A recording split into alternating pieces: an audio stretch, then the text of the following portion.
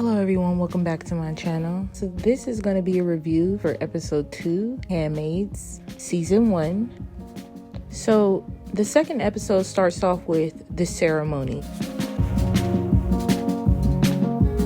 Handmaid, you are required to do whatever you are told, and even people who don't have domestic jobs, a domestic role like a Martha or a handmaid, even as a wife or a child, and I can say so far even as a man, depending on what how far you rank as a commander, you are very limited. That is the point of Gilead. Ceremony is happening. June starts reciting a poem about the blue room. I do want to note that the room is blue and the wife does wear nothing but blue, different shades of blue. And this is important because I think they did this, Gilead, in its design of the home, of a home consisting of a family. I think they did that to pay some sort of weird homage to the wife, because no matter what, when you are in the room, the wife is in the room when the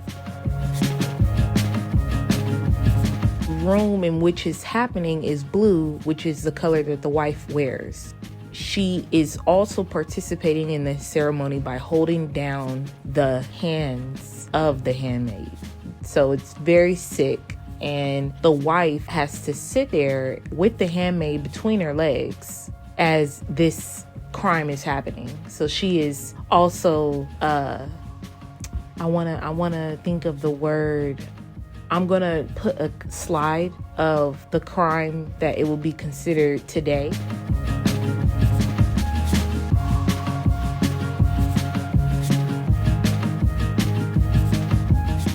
The next scene, June, her walking partner Offglen, and the two handmaids they met in the supermarket that Offglen knows because June just got there. They are all sitting on a bench right next to the wall in which people are hung for their crimes. Safe to say that there is no jail. It's not to say that they don't hold people somewhere that they couldn't or wouldn't or haven't. But for the most part, people are executed. So it starts to sprinkle and they head home, and on the way home they talk about their jobs before Gilead. Offglen gets into why she wasn't sent to the colonies, and the colonies is a place in which women go to shovel toxic waste until they die. So in the next scene, while June and Offglen was walking home, the eyes come in a black van and takes a man off the street in broad daylight. Then June asks Offglen, "How do you know it's an eye in my house?" And Offglen goes on to tell June about a network that wants to help. And June felt inspired and hopeful to be given a task like that. Gilead is also known as the Guardians of the Faithful. This season, they are at war with the U.S. So June talks about us versus them, and us seeming imagined just because of how oppressed everyone is, and also Gilead conquering more territory. Them is Gilead. In this moment is taking a stance and where her allegiance lies. And despite the situation that she's in, where she has no real control, she doesn't know how she's going to get out, or if she tries to get out, that will result in her death. And she does have her daughter that she doesn't know where she's at. So every rule that she follows is to get one step closer to Hannah. So June says that Chicago is overtaken practically. Gilead is conquering more territory. Nick tells June to be careful with Offglen. He warns her. And then he tells her that the commander wants to see her.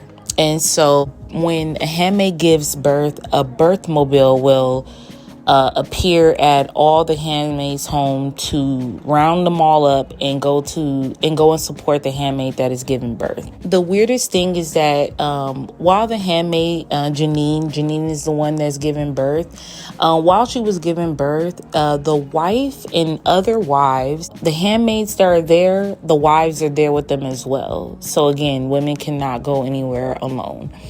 And so while the handmaid is giving birth in one room with the other handmaid supporting her, this is a natural birth, the wife is imitating this moment amongst the wives. So the wife that is going to be receiving a stolen baby is imitating contractions, and she's given the entire experience. So again, it does show that the higher ups in Gilead do care a little bit about the wives. They do know on some level, subconsciously and ethically, that what they're doing is wrong, and that's why they have the wife playing like as if she's giving birth, which is completely ridiculous. Chances of pregnancy is 1 in 5.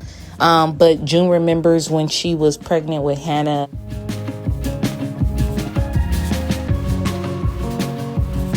Moment where June updates the wives about how Janine is doing. One of the wives offers June a macaroon.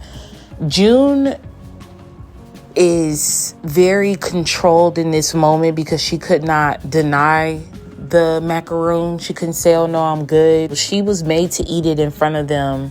And you can tell that she was just very upset about the disrespect that women show amongst each other. And even in a controlled setting, how far they go to be even crueler than their lives. One of the wives say when June is walking away that the handmaids are whores. There is great turmoil between a wife and the handmaid, and I feel as though the handmaid is put in dangerous situations due to the wife and her jealousy. Also, last thing to note is that when Janine gives birth, when the baby is coming out, the wife gets behind Janine and imitates pushing out a baby as well. So it was really, I couldn't imagine Janine being comfortable with someone behind her while she's trying to give birth. It is revealed that Janine does have another child, Caleb. June is summoned and she goes and meets with the commander. He wants to play Scrabble, but he also wants to gaze upon June, and it's very inappropriate and disrespectful. And he is allowed to do this because he's a man. So at the end of the night, when they're done playing Scrabble, he says that he's going to DC. So June is pretty excited about this piece of information to take to Off Glen. On her way out, Mr. Waterford shakes her hand, and it is the most intense moment I think June has had. And, her not having any interaction with anyone or any environment of normalcy around her. I think with the control and the inappropriateness of Gilead, she was taken aback at Mr. Waterford's energy, the energy that he was displaying, which it could be for any woman, by the way. At the end of the episode, June goes out to meet with her walking partner, and I'm going to put a picture of this handmaid up. This handmaid is from the capital. I know she's from the capital.